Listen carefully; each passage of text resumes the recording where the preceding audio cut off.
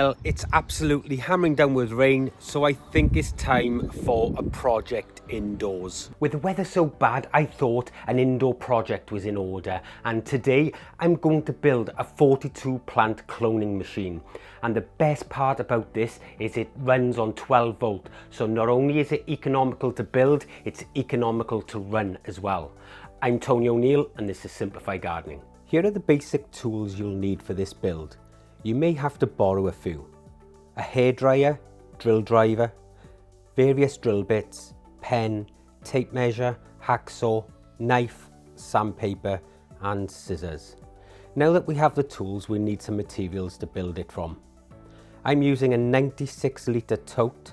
Black is best to prevent algae building up.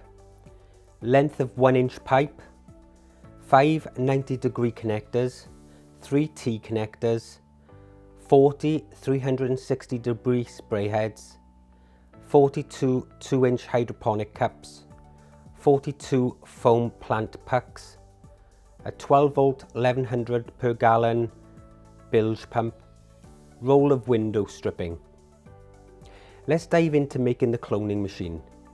Cut the pipework into the following sections. You'll need 2 sections at 21 inches or 53 centimeters, 4 sections at 6.5 inches or 17 centimeters, 2 pieces 9.25 inches or 24 centimeters, and 1 piece at 4.25 inches or 11 centimeters. These measurements may be slightly different for your tote. It's important to measure this and adjust the measurements, but you need the manifold to sit about 50% of the way down the tote. This is all the pipe you will need to build the manifold. Using the sandpaper, we need to remove all the burrs from the plastic pipe so that we can test fit this by pushing the sections together. Mark the manifold for the 40 360-degree spray heads. We just need these spaced around the manifold so that the entire box gets coverage. Do not mark the connectors. Disassemble the manifold and drill the holes with a 1/8 or 5mm drill bit.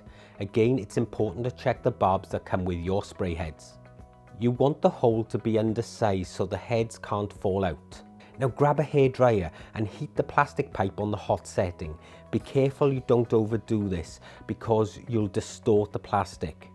You need it hot enough to allow each barb on the spray head to push through. Fit all 40 heads into the plastic pipe and then we can reassemble the manifold. There is no need to glue these connectors as we may want to disassemble them for cleaning later. Test the pump and the manifold to see if they fit into the tote, and then you can set it aside for later. Grab your 96 litre tote. I'm using a WAM tote, which is made from 100% recycled plastic. It measures 70 by 49 by 36 centimeters or 27.5 by 18.8 by 14.2 inches. We need to figure out the placement of the holes that we're going to drill.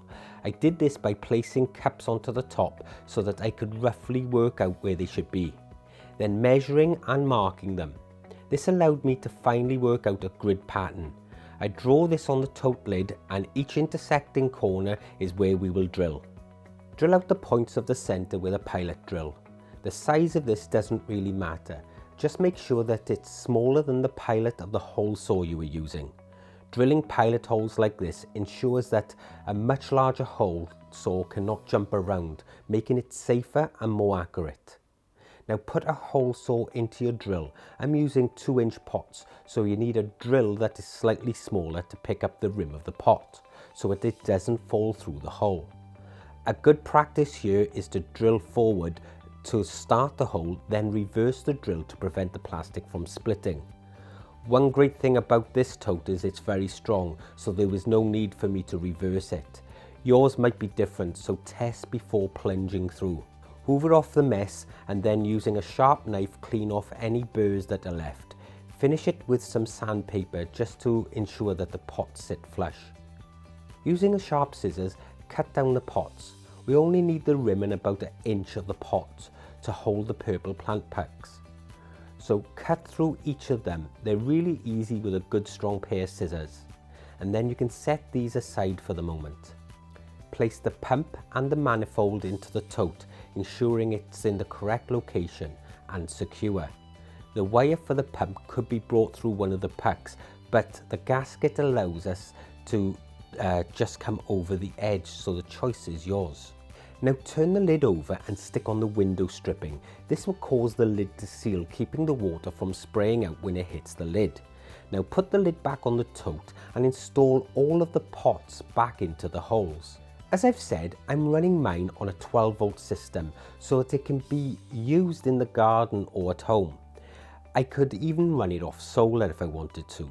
I will run mine off my PowerFlow power bank, so I'm fitting a 12-volt socket to it. Fill the tote with water to just below the manifold and place the lid on. Put your cuttings into the puck by pushing it out of the pot and splitting it open. This will grab the plant and hold it. Ensure that the stem or rooting nodes are below the puck. Place the pucks back into their spot and turn on the system. You may have to alter some of the spray heads because they're not set when they come, and some of them will be just like a big jet. So you will need to spend some time going through and altering all of these spray heads. Now on my system at the moment, it's open on the top, but I do have another small tote coming that I can turn upside down on this, which is clear and a bit shallower, so that we can create humidity over the dome. And the one good thing about this is if water comes up through the pucks, you'll notice a lip around the edge of the tote lid. This will send the water back into the tote and not allow it to run all over the floor. And that's it, folks, a DIY cloning machine that will allow you to clone any plants, whether that's in the garden or even the house. The choice is yours to clone whatever you want to. The great thing is it's large enough to clone plants fast. If you've enjoyed this video, then this is the next video that YouTube thinks you should watch next. I'm Tony O'Neill and this is Simplified Gardening. I'll see you in the next one. Bye.